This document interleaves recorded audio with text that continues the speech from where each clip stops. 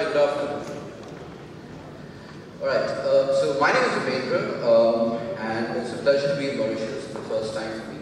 And after listening to all the sessions and the speakers since yesterday and today, I went back and kind of changed it up a bit. So what I'm doing today is first I'm just telling you very quickly about myself, and then we'll take it from there.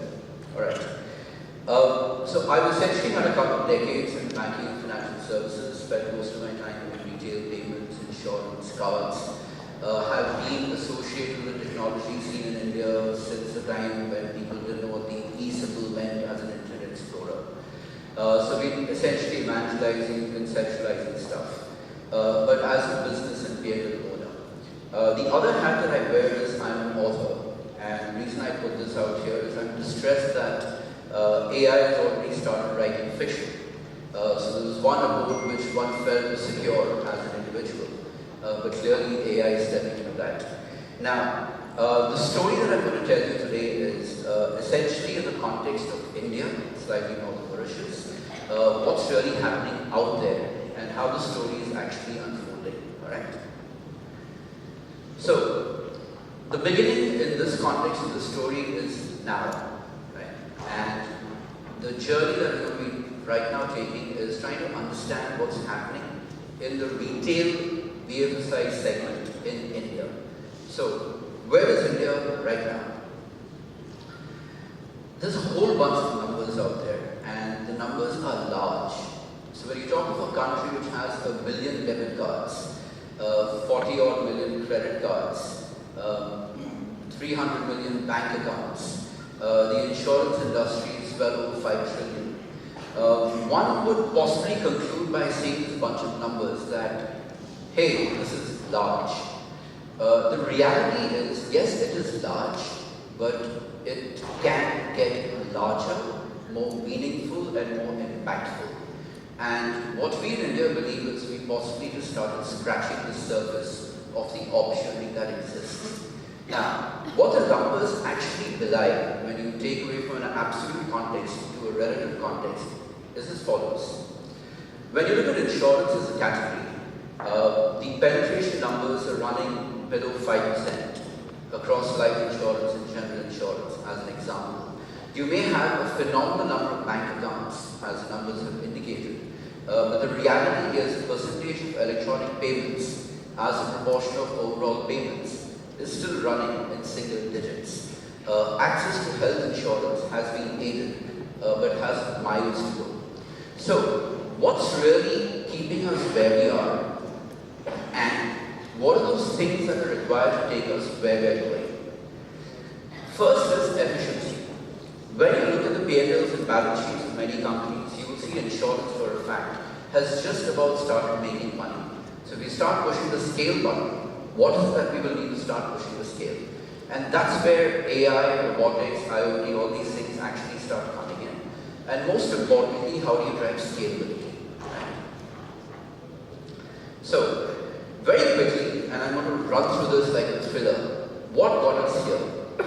There are several things that have actually worked, but I'm going to point out 3. The first is Aadhaar. So Aadhaar is a basic building block for creating a unique identification of an individual. It has biometrics, it has sensory data, and of course has the demographic data. So, Aadhaar was the first building block, like a social security number. The second was a scheme called the Jan Dhan Yojana, which essentially was launched by the government of India to universalize banking access. So, building block number 2, you remember 300 million accounts? Jan Dhan Yojana essentially stimulated it with the mission of enabling every Indian to have access to a bank account. Why does one need a bank account? To receive funds and to make payments. So now you're starting to get a building block number 2. Building block number 3 is what is called as the India Stack. Now to make it less geeky, it's a bunch of APIs which are essentially there in one central place, which are solving for the following challenges and opportunities. The first is identification. How do you, in a seamless, centralized manner, identify someone, authenticate someone, and make it simpler? So, which are the stakeholders which you're addressing with India Stack? The first is an entire bunch of fintech, software developer, government tech agencies to come and collaborate on a singular platform. Why is the government wanting to aid this and do this? It's simple. In India, as you know, there are a very large number of subsidies and support schemes that are offered to individuals.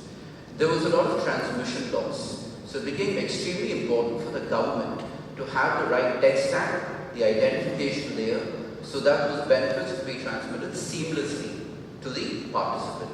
So what Ideaearth has essentially done is, it's made this extremely easy for fintechs and smart technology institutions to operate in an integrated manner. And this is an infrastructure which is actually unique and possibly singular in its nature from a global context. Why am I mentioning it out here? As Mauritius and the rest of Africa starts going down this journey, this may be an interesting reference point to figure out how one could possibly go about it. Also, why it's important is, if you see a decade back, or even 2 decades back, India was far behind. One good thing that they've done is, we've had regulators who've been visionary. What that has meant is, they didn't build on what we had, they leapfrogged.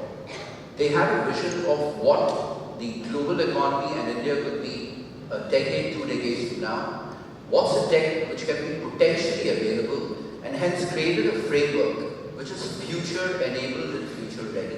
And that's why India's stack is remarkable in its approach. So, now we've got some building blocks. And this is what I say is when the romance begins, the love story. This is a love story between technology and the economy and the people. So, again, a bunch of things are happening out there, but I'm just going to point out 2 for this particular audience in this context. The first is, the government has envisioned the formation of India Chain. Now, India Chain is essentially envisioned to operate on a blockchain principle, trying to address multiple objectives. You can see the listing out there, it's huge. One of the largest challenges in India, as in Brazil and many other countries, has been land records. How do you create a non-reputable framework for identification of ownership of land?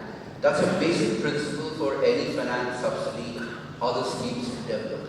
So they're working on a bunch of things, going from land records to cross-border transactions. Now, again, India Chain is very large in its heart and very large in its ambition. It's going to take time, it's going to take effort. But 10 years back, we didn't have Aadhaar. 10 years back, we didn't have India Stack. So this possibly gives us the confidence that if we have the vision now, it's going to take a lot of effort and sweat for many people to collaborate, but this could potentially become the largest and most powerful government-led blockchain initiative and framework globally. Hence, this is something to watch out for. The second is, the Niti Aayog, which is a government institution, has set out a vision for artificial intelligence, and within that they've created an AI task force. What the task force has basically done is basically saying, if I want to leverage artificial intelligence, what are those socially responsible yet impactful things I need to do as a government for this country to leverage, to first understand, educate, leverage, apply and control how artificial intelligence gets rolled out. This again, it's in its early stages. But if we start putting these 2 in the context of this forum today, it's giving you the right foundation and framework for this to potentially explode. What this is also offering is, for many organizations, a vision and a sense of directional clarity in terms of what the government has thought about and how the institutions can potentially collaborate with the government and the agencies in creating something impactful. So, this is great stuff. Now, what I'm now going to do is I'm going to shift gear and actually tell you what the race is about. What's really going on the ground. And I'm going to touch upon individual examples. They're going to sound discrete, they're going to sound separate, but the reality is, taking the romance aside, it is tough. To set out, to conceptualize and do something new in any organization and any country, it's tough. But what we've definitely started seeing is some great high-impact stories, and some which are evolving, and there are some which are struggling. And I'll also touch upon what are some of those potential struggles are. Okay. Now, the first is, there's a bunch of talk about conversational AI chatbots, which most of us will be familiar with. Two examples I'd like to possibly highlight, of several. The first is one which has been launched by State Bank of India, which is India's largest, and it happens to be a public sector bank, which has launched a chatbot last year. Now, the capability of that AI chatbot engine is to process up to 10,000 interactions per second. Now, that number essentially signifies 20% of the capability of Google's current search algorithms. And that's a volume and scale that you're talking about. So, HDFC Bank is another one, and there are several.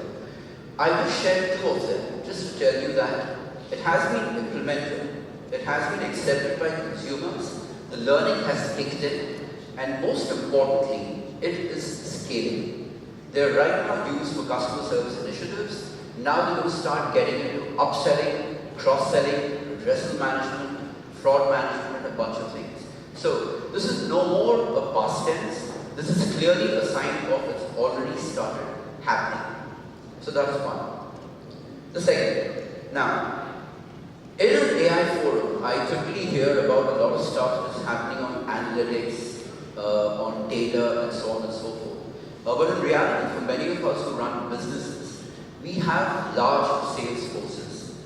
It could be a sales force running a field, it could be a sales force running a call center. Now, the reality is human interactions will remain. The purpose is how do you make those human interactions more purposeful and a higher quality, both for the employee and the customer. An organization I'm working with right now has started creating, leveraging AI and ML, a mentoring mechanism for every individual salesperson.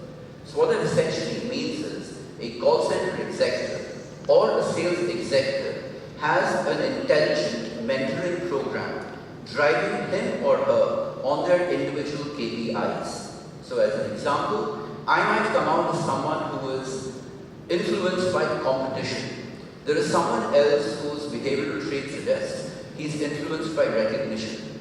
So what the engine does is it identifies every individual and sets across nudges so that the person gets more efficient and productive and grows as a manager. This is my favorite one, and I've spent a lot of time in insurance and credit and risk appraisals. One of the biggest challenges has been when you initiate a client relationship. You actually, if you're in healthcare, health insurance, or ancillary industries, you would like to know how healthy that person is, and more importantly, what is the curve of health which that client is going to be demonstrating over the next few years. So there is another company I know which is right now working on the concept of creating a health score for each and every one of us, and what it then does is it tells the insurer that, hey, Upendra is a smoker, his proclivity towards getting certain ailments A, B, and C is so on. And it's predictive basis large levels of data which are being procured from government and financial institutions. So there are cohorts which are created basis which there is data, there is my current data, and basis which. So what does this do? It essentially allows you to make smarter decisions about which kind of clients you want to engage and how you want to engage with them. BankShape. Now, BankShape is a private-led initiative which has primarily got around 30, 40 odd members, and most of them are leading banks in India, which are trying to leverage the blockchain to address fundamental transaction problems. It could be related to fraud, it could be related to speed, it could be related to efficiency, reconciliation. This again is an interesting one for you to possibly have a look at. This again is evolving. As I said, these are getting off the stepping blocks, but some of them can potentially start addressing very large problems at a very scalable level. And the last one for today. In insurance, there are a couple of conversations going around, and the one that I put out in the context of general insurance. The use case is when you have someone who's taken a car insurance and the person plans to move from one insurer to another. A typical challenge is insurer B doesn't know the history, my history with insurer A. So what kind of risk am I carrying? What has been my behavior? So one of the experiments right now going on is to try and put all this in a singular place so that insurers can start sharing data in a clean, efficient manner, and so that you can underwrite risk efficiently. Okay? So what I've attempted to do very quickly is to just tell you where we are, what kind of building blocks we started working for in India, a few examples of what's really happening on the ground, and possibly where we're heading. And my last slide.